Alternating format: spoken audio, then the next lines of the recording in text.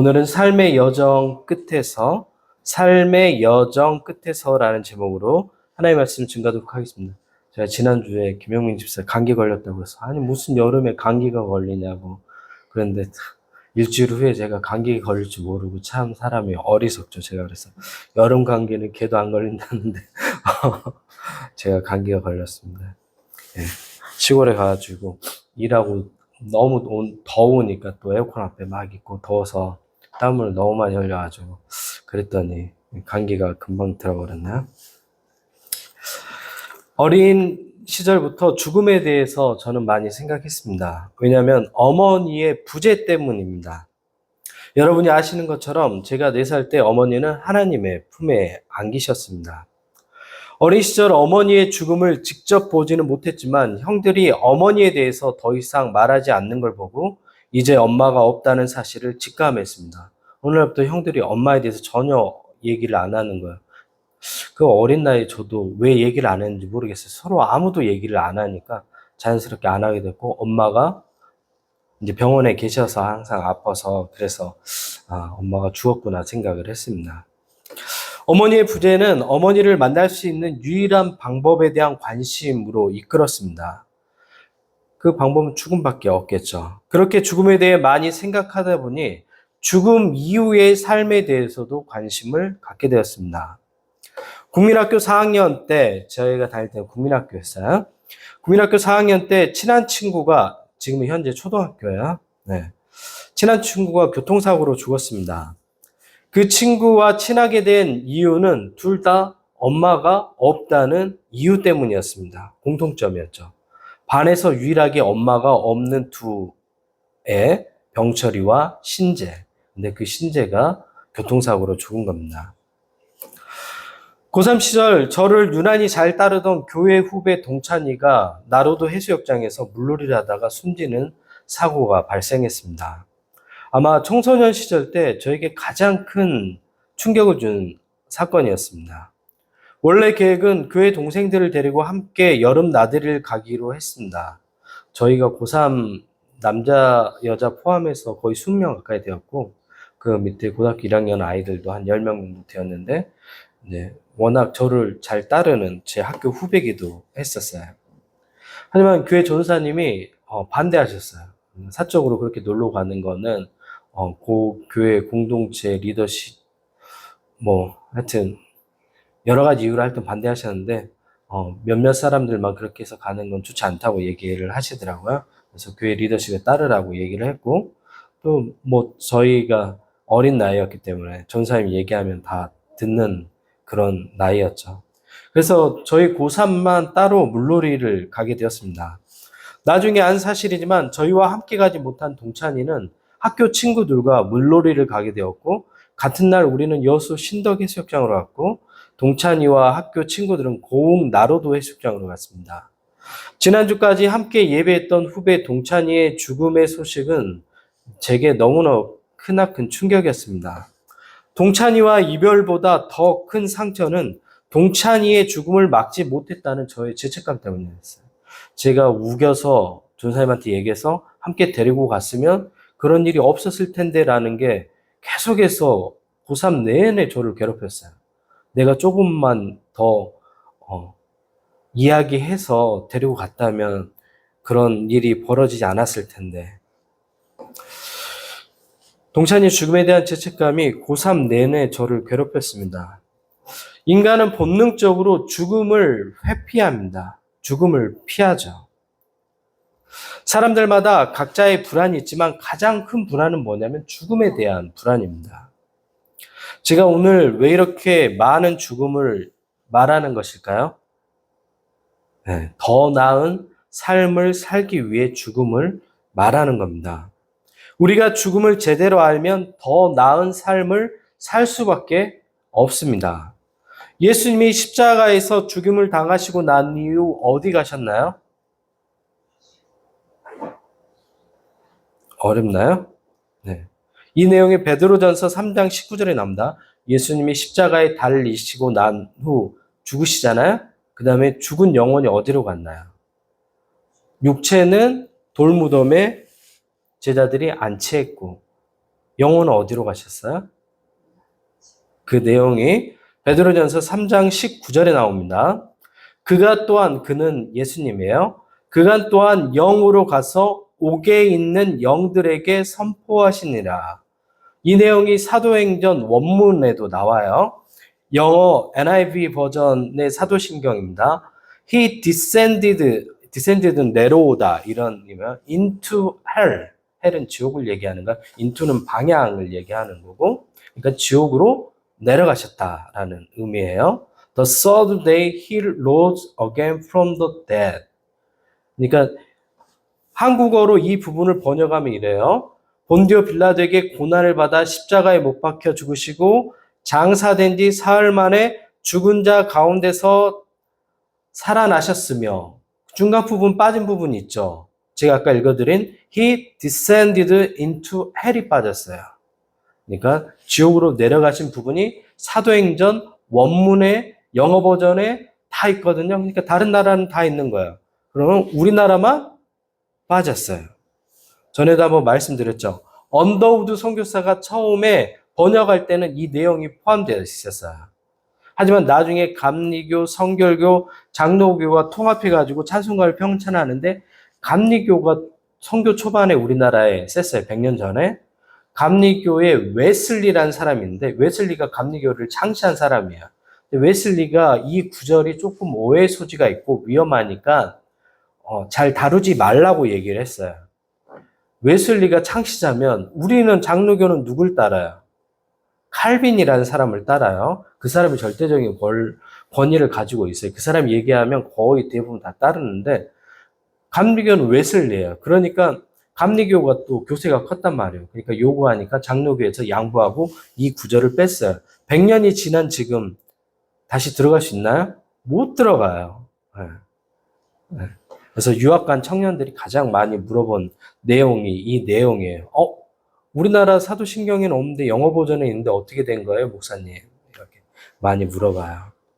그 이유는 초기 선교적인 문제로 감리교에서 요청해서 빠졌는데 100년 후에 다시 복원해야죠. 이제는 많이 연구가 됐으니까. 근데 아직도 복원을 못하고 있어요. 날마다 뭐 가지고 싸워요? 기독교가? 네?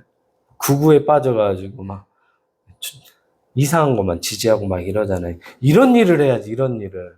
건강한데 100년이 지나도 안 바뀝니다. 종합해보면 예수님이 죽고 난 후 바로 간 곳은 지옥이에요. 예수님이 며칠 만에 부활하셨죠? 사흘. 사흘이 3일이에요. 우리 청년들이 잘 몰라서 사흘이라고 그러니까 4일인 줄 알아요. 사일은 나흘이에요. 나흘. 네. 뭐 이런 것까지 얘기해, 문해력이 떨어지니까 얘기해줘야 돼. 분명히 사흘이라고 그랬는데 왜 3일이라고 얘기하세요? 막 이렇게 막 화내고 이러니까 사흘, 3일을 얘기하는 거예요. 그러면 사흘 만에 부활하셨으니까 예수님이 십자가에서 죽고 난 후 부활할 때까지 시간이 3일이란 시간인데 그 시간 동안 어디에 내려가셨냐면 지옥에 내려가셨어요. 처음 들어보시죠? 네. 인간의 시간에서 3일이지 예수님의 시간에서는 3일이 짧은 시간이 아니에요. 네, 그러니까 우리의 시간하고 똑같이 적용하면 안 돼요. 예수님이 시간과 공간 밖에 있고 시간은 뭐에 따라 다르게 흐르죠? 그렇죠. 중력에 따라 다르게 흘러요. 네. 그래서 중력이 더 많은 곳과 적은 곳에 따라 시간이 상대적 시간이 돼요. 그래서 시간을 만드신 분이 누구냐면 하나님이 시간을 창조하셨어요.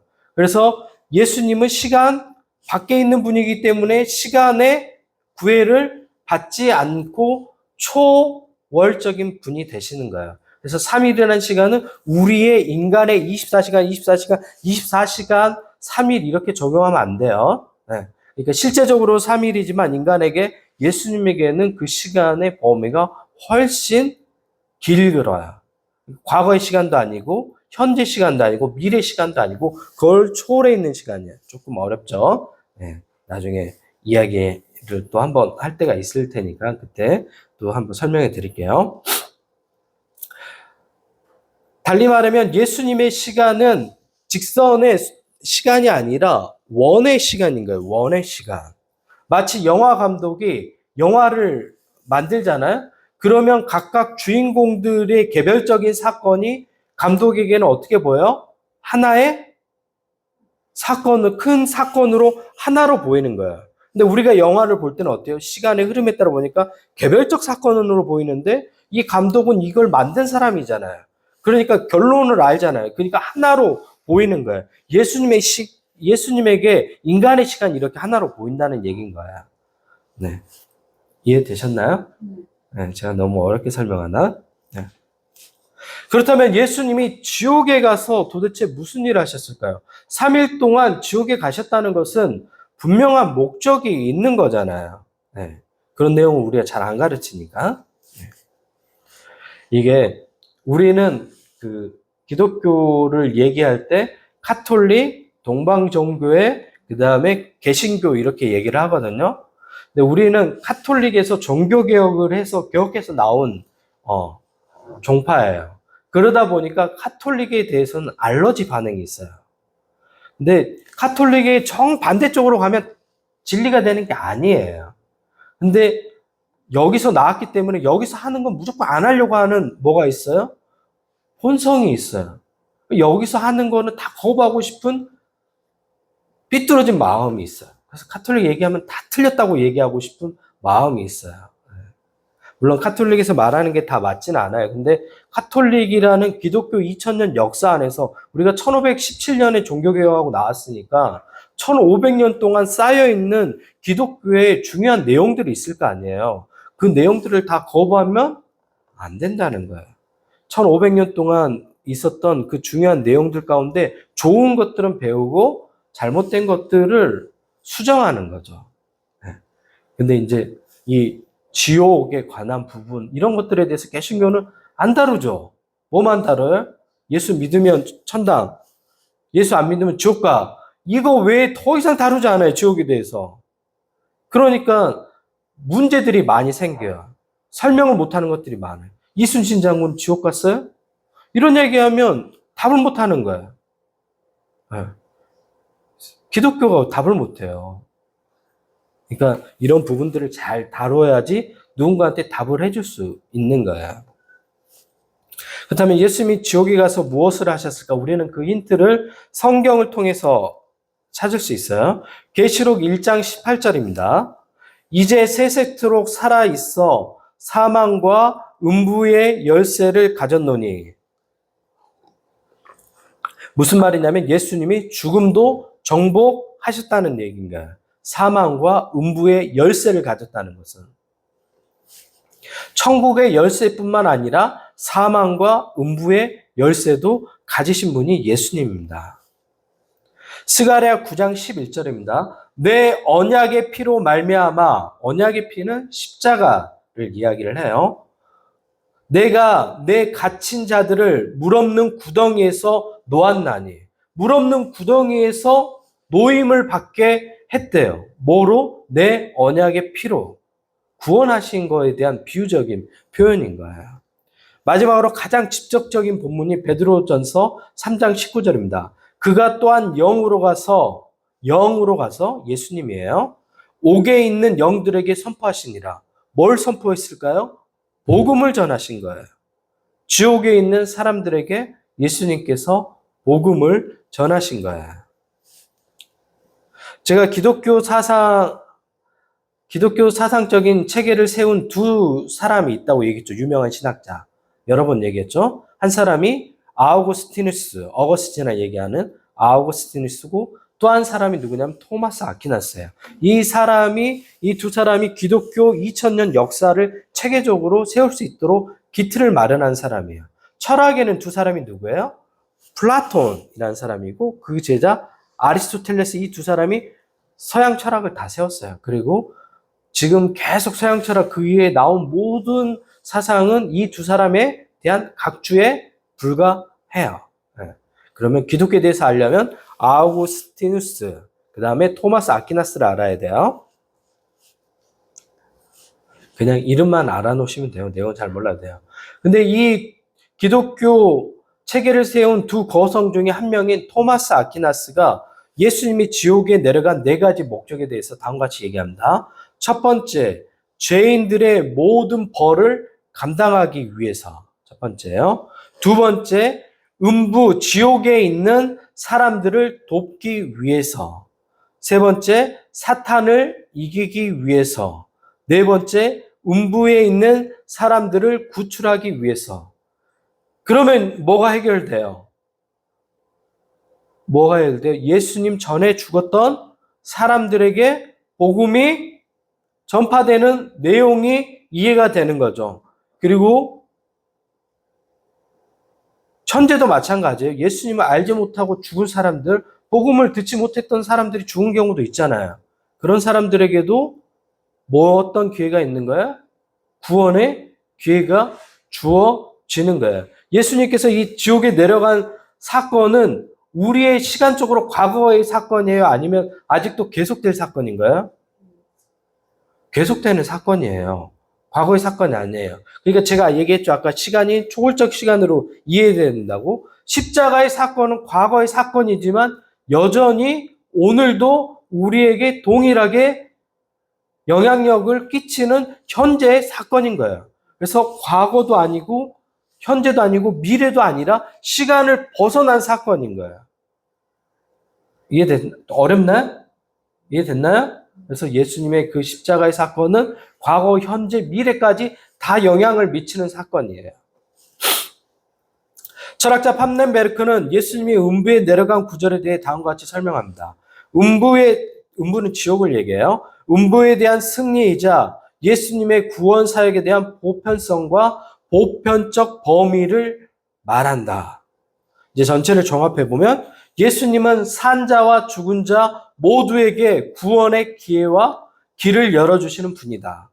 두 번째, 예수님의 십자가의 구원 사건은 시간을, 역사를 초월한 사건이다. 다만 우리가 경험하는 시간으로 2000년 전의 일이지 과거, 현재, 미래를 포함하는 초시간적인 구원 사건이다. 이 위대한 복음을 바울과 바나바가 전했던 것입니다. 우리는 지난 시간 성령님의 명령으로 안디옥 교회가 바나바와 바울을 이방 선교사로 파송한 것을 살펴봤습니다. 이들은 안디옥을 출발해 바나바의 고향이자 많은 디아스포라 유대인들이 살고 있는 키프로스 섬, 성경에는 구브로스 섬으로 나오죠. 오늘날 지명으로는 키프로스예요. 그것을 시작해 버가, 그 다음에 비시디아 안디옥까지 복음을 전했던 내용을 살펴봤어요. 비시디아 안디옥에서 하나님의 말씀을 전했는데 하나님의 말씀을 순수하게 받아들인 사람이 있었고 또 그 말씀을 거부하고 오히려 이들을 모함했던 사람들이 있었어요. 그래서 이들의 발걸음이 어디로 옮겨졌어요? 오늘 본문 이고니온으로 옮겨진 겁니다. 이고니온 회당에서 말씀을 전할 때 유대와 헬라의 많은 사람들이 바울과 바나바의 말씀을 믿었습니다. 하지만 항상 말씀을 전했을 때 그 말씀에 은혜 받은 사람들만 있어요? 아니죠. 항상 그 말씀을 거부한 사람들이 있어요. 하나님의 복음을 거부하는 사탄의 저항은 강력합니다. 단순히 싫어 정도가 아니라 이들을 죽음의 위기까지 몰고 가는 거예요. 사람들을 선동해서 거짓말을 퍼뜨려서 유대인들의 종교심을 자극해서 그 지역의 고위 관리들을 어떻게 해요? 뇌물을 주고 그들을 회유해서 이방인과 유대인과 그 관리들이 두 사도를 모욕하며 돌로 치려고 달라들었고 두 사도는 이 사실을 알고 루가오니아로 발걸음을 옮겨야 했습니다. 이 내용이 오늘 본문 전체의 내용이에요. 바울과 바나바는 신변에 많은 위협을 느꼈습니다. 바울과 바나바가 했던 건 뭐냐면 복음을 전한 것밖에 없어요. 그런데도 불구하고 신변의 위협을 계속해서 느껴야 했습니다. 늘 죽음을 생각해야 했고 생명이 끝나는 순간까지 최선을 다해 복음을 전해야겠다고 이들은 다짐했습니다.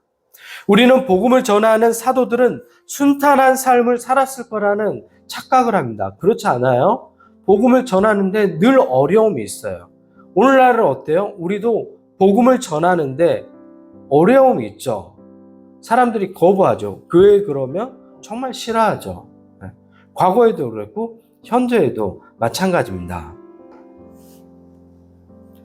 가장 위대한 복음 전도단을 이끈 바울과 바나바조차도 이런 어려움에 처했어요. 적어도 우리는 이들보다 덜 위협을 느끼죠. 여러분이 나가서 전도한다고 죽이려는 사람은 없잖아요. 근데 바울과 바나바는 죽음의 위협도 계속해서 느꼈습니다. 이처럼 하나님의 복음 전파는 그것을 막으려는 악한 마귀의 강력한 저항이 있습니다. 오늘날 교회 공동체 안에도 마찬가지입니다. 저도 목회를 20년 넘게 하다 보니까 교회 안에 많은 사람들을 만나게 되고 그 중에 크게 세 가지 유형으로 나눠요. 첫 번째, 교회를 세우려는 사람들. 이런 유형들은 묵묵히 자기 일을 하는 사람들이에요. 조용히. 두 번째, 교회를 허무는 사람들. 이런 사람들은 어떤 사람들이냐면 맡은 일을 어떻게 하면 돼요? 엉망으로 하면 돼요. 그러면 항상 문제가 생겨요. 여러분이 좋은 대통령과 나쁜 대통령을 구분을 어떻게 하죠? 좋은 대통령이라는 것은 맡은 일을 최선을 다해 하는 거죠. 나쁜 대통령은 뭐예요? 술 먹고 출근 안 하고 출근했다 안 했다 출근했다 안 했다. 마찬가지예요. 교회에서도 사역하면서 하면 일을 했다 안 했다 했다 안 했다 이러면 그 공동체 안에서 다른 사람들하고 갈등이 생겨요. 부서 안에서도. 이런 사람들이 교회를 허무는 사람들이에요. 세 번째로 교회를 떠나는 사람.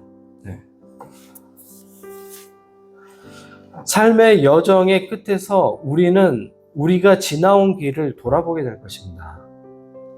그리고 바울과 바나바는 매번 죽음의 위협을 느꼈기 때문에 그 하루하루 주어진 삶을 더 의미 있게 살아갈 수 있었던 것입니다. 우리는 늘 삶의 여정의 끝을 생각해야 돼요. 그 끝을 생각할 때 오늘을 제대로 살아갈 수 있습니다. 그리고 오늘 우리에게 주어진 시간과 우리에게 허락된 사람들이 얼마나 소중한지 깨닫게 되는 겁니다. 삶의 여정이 끝날 때 여러분의 얼굴이 떠올랐으면 좋겠어요. 함께 했던 그 모든 시간들이 파노라마처럼 싹 지나갔으면 좋겠어요. 함께 같이 교회를 섬기고 교회 밥 해오고 또 교사하고 교회학교 섬기는 우리 영문 집사님 모습들이 40대 김영민, 50대 김영민, 60대 김영민 모습들이 착착착착 필름처럼 지나갔으면 좋겠어요. 그리고 뉴에본교회를 세우는데 도움을 주신 많은 분들이 떠오를 것 같아요. 만약에 그 순간이 되면 정말 많은 분들이 도움을 주셨는데 저기 멀리 광양에 이문경 권사님으로부터 시작해 우리 가까이 또 우리 김미수 목사님 많은 분들이 교회를 후원해주고 계세요. 그분들이 교회를 후원해 주시기 때문에 우리가 교회를 한 달 한 달 버티고 가고 있는 겁니다. 그리고 늘 감사하는 마음이 우리 마음 가운데 있어야 됩니다. 우리 모두는 죽음을 향해서 하루하루를 살아가고 있고 영원한 삶이란 없습니다, 여러분. 그래서 우리가 삶을 의미 있게 살아야 되고 인생은 실전입니다. 최근 서부지법 폭동에 연루되었던 19살, 그러니까 20살이겠죠? 만으로 하니까 19살의 청년이 실형을 선고받았어요. 3년이라는 실형. 그 청년은 사실 교회에서 가르치는 거에 대한 피해자예요. 교회에서 극우적인 세상을 가르치다 보니까 거기에 젊은 혈기에 선동되어 가지고 맨 앞장섰던 사람이에요. 근데 자기가 이제 와서 후회하는 거예요. 3년 선고받으니까 현실이 눈에 보이는 거예요. 막 으쌰으쌰 해가지고 가서 때려 부시자 할 때는 몰랐던 거예요. 흥분해가지고. 근데 어떻게 해요? 인생은 실전인데. 누가 봐줘요? 너 그때 실수한 거니까 괜찮아. 아니에요. 3년 살아야 되는 거예요. 그 인생의 가장 중요한 20대 초반의 3년을 감옥에서 보내버리면 이후의 삶은 어떻게 되겠어요? 인생은 실전이에요. 그래서 하루하루를 의미 있게 살려고 부단히 노력하지 않으면 순간 휩쓸려 가버려요. 그래서 바울과 바나바가 끊임없이 우리에게 얘기하는 건 뭐냐면 은혜 안에 머물라고 얘기하는 거예요. 머물라. 여러분 모두 인생의 여정의 끝을 생각하면서 오늘 하루하루를 의미 있게 살아가는 여러분께 성도 모두가 되시기 바랍니다. 기도하겠습니다.